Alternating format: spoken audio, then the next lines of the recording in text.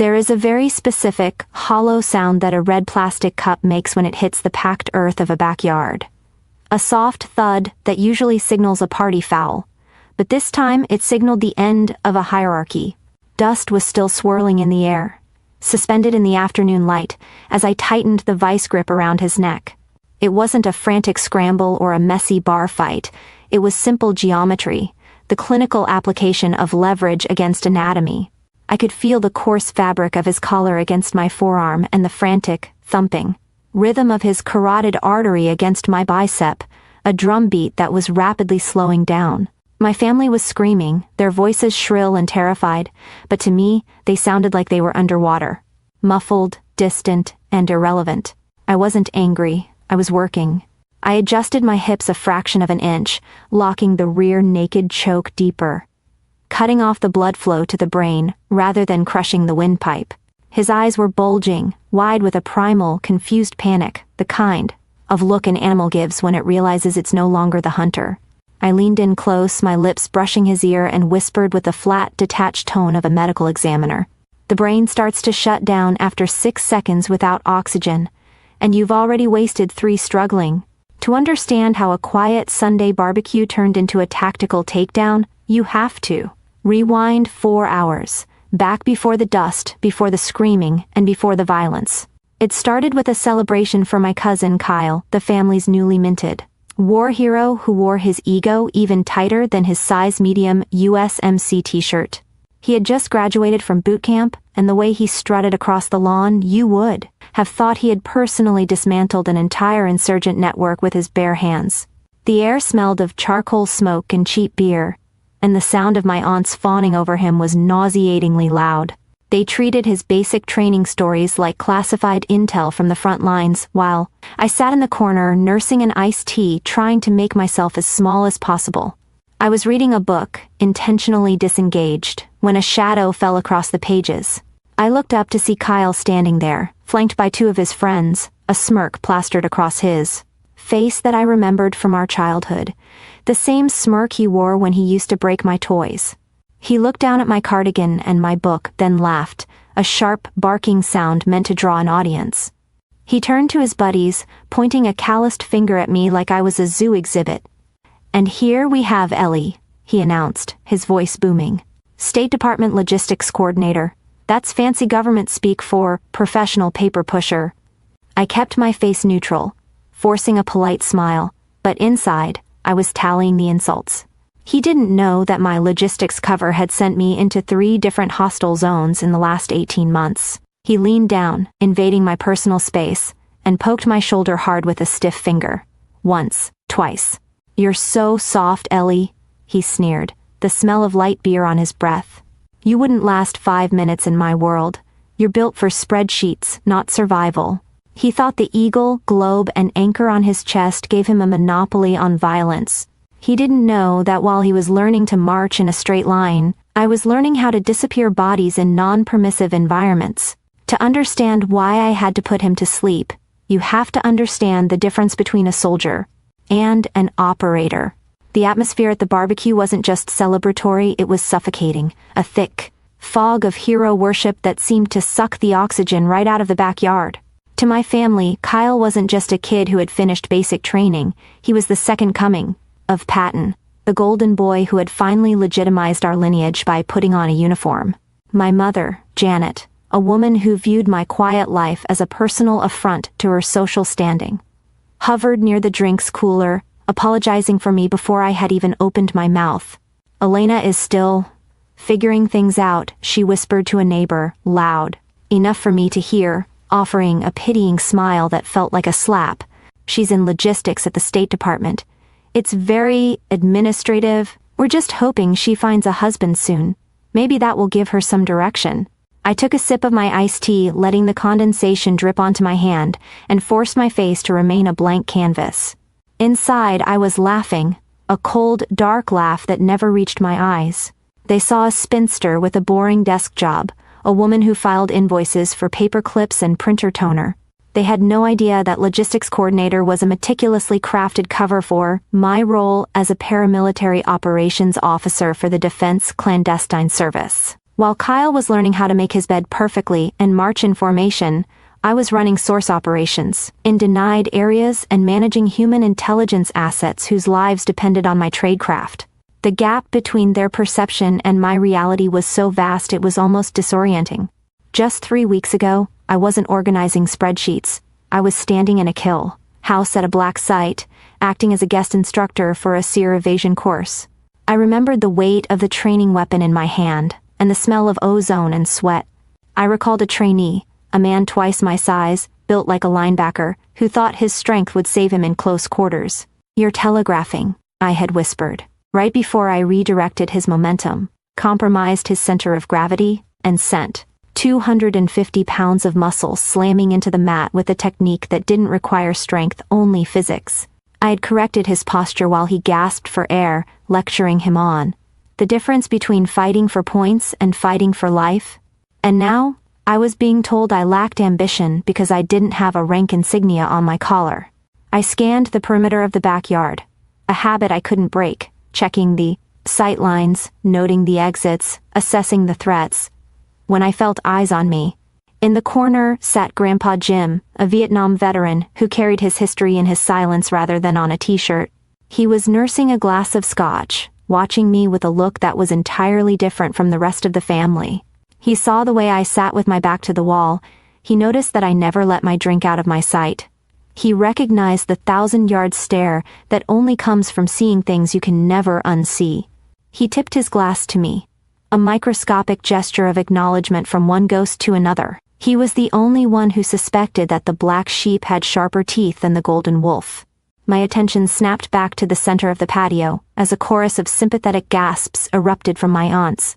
Kyle was sitting on a lawn chair, holding court, dramatically peeling off his sock to reveal a blister on his heel.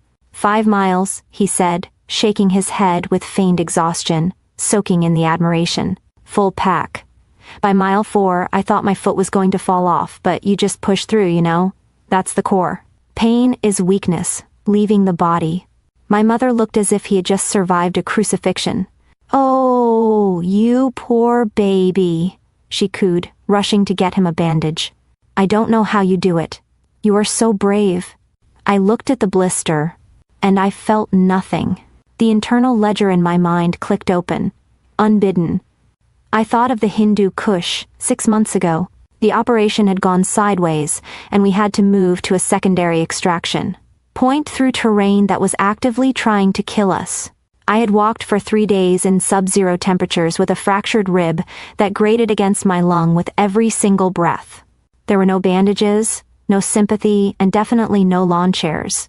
Just the relentless, driving need to survive and the knowledge that stopping meant death. I had stitched my own arm up in a safe house bathroom with zero emotion, treating the flesh like fabric, because panic is a luxury operatives cannot afford. I listened to him explain pain to the family, nodding politely. It took every ounce of my discipline not to laugh. He was playing soldier. I was the reason soldiers got called in. As the sun began to dip below the fence line, the tone of the party shifted from celebration to something messier. The cooler was lighter, the voices were louder, and Kyle's bravado had curdled into aggressive boredom. He cornered Leo, our 12-year-old cousin, trying to demonstrate a fireman's carry on a kid who looked absolutely terrified. Leo was backing away, hands up, but Kyle wasn't reading the room. He was too busy performing for an audience that was rapidly losing interest. I felt a familiar tension in my chest, the same instinct that kicks in when a checkpoint conversation goes south. I didn't shout, I simply projected. "Stand down, Kyle," I said, my voice cutting through the chatter with a flat, absolute authority that I usually reserve for junior officers. "You're drunk. Let the kid go." The backyard went silent. Kyle froze, his face flushing a deep, blotchy red as he processed the command. For a golden boy used to endless praise, being corrected in front of his subjects was an unforgivable sin. He spun around, abandoning Leo, and focused his glazing eyes entirely on me. "You think you can tell me what to do?" He slurred, stepping over the discarded paper plates to get into my personal space. "You think because you work for the government you have rank? You file paperwork, Ellie." He spread his arms wide, mocking a wrestling stance. Come on, logistics. Let's see if you can hold your ground, or are you going to run and file a complaint? I didn't feel anger. I felt a cold, familiar clarity wash over me. The cousin part of my brain turned off, and the operative part engaged, initiating a rapid assessment cycle. I wasn't looking at a family member anymore, I was looking at a target package. I scanned the environment. The grass was uneven and slick with spilled soda, a tripping hazard for him, a pivot point for me. I analyzed his stance. His weight was pitched too far forward, aggressive but unstable, and his chin was jutting out, practically begging to be struck. I mentally tallied every tactical error he was making, comparing his sloppy drunken posture to the trained insurgents I'd tracked through crowded markets. It was almost insulting that this was the threat demanding my attention. I took a slow breath, centering myself. I had to follow the rules of engagement, even in a suburban backyard. I needed witnesses to see that I offered him an off-ramp, a chance to walk away with his limbs intact. "Kyle," I said, my hands raised in a non-threatening, open-palm gesture that actually kept my guard up. "I am asking you to back away. I do not want to hurt you." He barked a laugh, a harsh, ugly sound, and lowered his shoulder, telegraphing his move like a billboard. He mistook my restraint for fear. It's a common mistake. Usually the last one people make before they wake up in zip ties. I sighed, set down my drink, and prepared to give him a lesson in physics. Kyle moved before I finished my sentence, dropping his shoulder and charging forward with the clumsy, telegraphed momentum of a barroom brawler.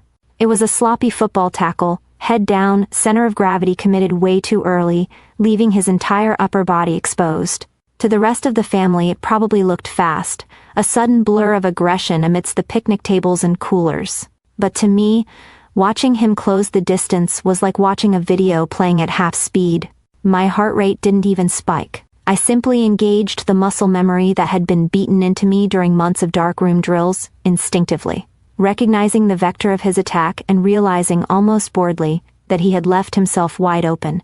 I didn't step back, I stepped to the side. A precise 45-degree pivot. I've drilled 10,000 times until the soles of my boots wore thin. As his heavy frame rushed past the space I had just occupied, I didn't try to stop him with strength, which is what he expected. Instead, I reached out and clamped my hand onto his wrist, using his own forward momentum as a weapon against him. With a sharp tug and a simultaneous sweep of my leg behind his knees, I disrupted his balance completely. Physics took the wheel. There was a sickeningly solid thud, the sound of 180 pounds of dead weight, hitting the packed earth, and the air rushed out of his lungs in a sharp, surprised wheeze. He hit the ground hard, dazed, but his instinct was to scramble, to flail his limbs in a desperate attempt to regain control. I didn't give him the chance. Before the dust had even settled around his boots, I had dropped my weight and transitioned to his back, my movements fluid and heavy. I wasn't fighting him, I was dismantling him. I slid my left arm under his chin, locking it into the crook of my right elbow, and placed my right hand behind his head to seal the circuit. It was a rear naked choke, applied with textbook precision, not across the windpipe, which causes panic and gagging but deep against the carotid arteries on the sides of the neck. This is the difference between a fight and a neutralization.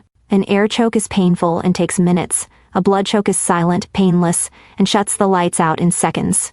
I could feel his pulse hammering frantically against my forearm. A rapid thump thump thump. That was already beginning to slow as the blood flow to his brain was restricted. His thrashing grew weaker, his coordination failing as the oxygen debt set in. The screaming from the patio had stopped, replaced by a horrified, vacuum-like silence as the family watched their war hero rendered helpless by the cousin they mocked for reading too much. I leaned in close, my mouth right next to his ear, my voice dropping to a whisper that only he could hear. A secret just for us. "Tap out," I said, tightening the vise just a fraction of a millimeter. Or fade to black? His hand slapped the grass frantically, once, twice, 3 times. The universal sign of surrender. I released the hold instantly. There was no hesitation, no lingering squeeze to prove a point. Professionalism dictates that once the threat is neutralized, you disengage. I rolled away and stood up in one smooth motion, creating a tactical distance of 6 feet before he could even roll over. I checked my surroundings, smoothed the front of my cardigan, and adjusted my glasses. I wasn't winded. I wasn't sweating. My pulse was resting at a comfortable 60 beats per minute. Kyle was on his hands and knees, gasping for air, coughing as the blood rushed back into his head. He looked up at me, his eyes red and watery, his face a mask of humiliation and confusion. You cheated, he rasped, wiping spit from his chin. What was that? You nearly killed me. I looked down at him, my cover effectively dropped, letting the cold reality of my profession bleed into my tone. That was a level 4 control hold, I said, using the specific agency terminology. That I knew would fly right over my family's head but land like a hammer on his. If I wanted to hurt you, I would have crushed your trachea. I chose to compress the carotids to simulate a syncopal episode. You're lucky I was feeling generous. Sit down, Marine. You're done. The silence that followed wasn't just quiet. It was the sound of a hierarchy shattering. The golden boy was in the dirt, and the fragile logistics girl was standing over him without a hair out of place. The shock that had momentarily silenced the backyard broke apart, shattered, by a collective gasp that quickly morphed into a frenzy of misplaced concern. It was fascinating, in a dark, clinical way, to watch how quickly the narrative flipped. One moment, they were cheering for Kyle to teach me a lesson, and the next, my aunts were descending on him, like a flock of anxious birds, fluttering and squawking, checking him for injuries that simply didn't exist. He was coughing, red-faced and humiliated, but he was alive, a fact they seemed to ignore as they turned their wide, fearful eyes toward me. I stood alone in the center of the lawn, smoothing the wrinkles from my cardigan, watching the people who shared my DNA look at me as if I were a stranger, or worse, a monster. Are you okay, baby? My mother cried, kneeling in the dirt beside Kyle, her expensive slacks ruined. She looked up at me, her face twisted in a mixture of confusion and genuine fear. Elena, what is wrong with you? He was just playing. You're unstable. There it was. The accusation I had heard in different variations my entire life, now sharpened to a point. Because my violence was efficient, because it was silent and controlled, it terrified them. They wanted the loud, messy, theatrical toughness that Kyle performed. They couldn't process the cold, necessary reality of actual neutralization. I watched them comfort the aggressor because he had lost, and a bitter taste filled my mouth. The taste of a lifetime of being told I was wrong for simply being capable. Jim, do something, my Aunt Linda shrieked, pointing an accusatory finger at me. She could have killed him. Grandpa Jim, who hadn't moved a muscle during the entire altercation, slowly set his iced tea down on the patio table. The glass made a sharp clink that seemed to cut through the hysteria. He stood up, painfully, his old joints popping, and the sheer weight of his presence silenced the women instantly. He walked over to where Kyle was still massaging his neck, looked down at him, and then looked directly at me. She didn't try to kill him, Linda, Jim said, his voice gravelly and low, carrying the undeniable weight of command. She showed him mercy. If that was a real fight, if she wanted to hurt him, Kyle wouldn't be waking up. The backyard went dead silent again. Kyle looked away, unable to meet the old man's eyes. Jim held my gaze, and for the first time in years, I saw a peer looking back at me. He nodded, a slow, deliberate movement. Good form, kid, he grunted. Your leverage was perfect. It was the only validation I had ever received in this house, and I realized with a sudden, crystal clarity that it was the only validation I would ever need. I didn't need them to understand my job. I didn't need them to respect my title. I just needed to leave. I walked over to the patio table and picked up my car keys. My mother started to stand up, her expression shifting from fear to that familiar, manipulative disappointment. Elena, you are not leaving like this. You need to apologize to your cousin. You've ruined the entire afternoon. I stopped and looked at her, really looked at her. I saw the fear behind her eyes, the desperate need for everything to be nice and normal and average. I don't work in logistics, Mom, I said, my voice calm and final. And I don't come home to be disrespected by people who have never spent a day in the real world. Don't invite me next year. I turned and walked through the side gate, the metal latch clicking shut behind me with a sound like a prison door opening. I didn't look back. 6 months later, the sun-drenched suburbs of Virginia felt like a hallucination. I was standing in a windowless briefing room in a safe house on the outskirts of Kyiv, the air thick with the smell of stale coffee and ozone. Outside, a cold rain was hammering against the reinforced walls. Inside, the atmosphere was electric with focused, professional tension. My team, 4 of the most dangerous, capable human beings on the planet, sat around the table, waiting for my signal. There were no insults here. No questions about my ambition. When I spoke, heads turned. When I gave an order, it was executed without hesitation. I was in the middle of a threat assessment briefing when my personal phone, buried deep in my bag, buzzed once. It was a sound I usually ignored during operations, but we were in a holding pattern, waiting for a green light from DC. I pulled it out and saw a notification from a number I hadn't saved but recognized instantly. It was Kyle. The message was short, stripped of all the emojis and bravado that usually cluttered his communication.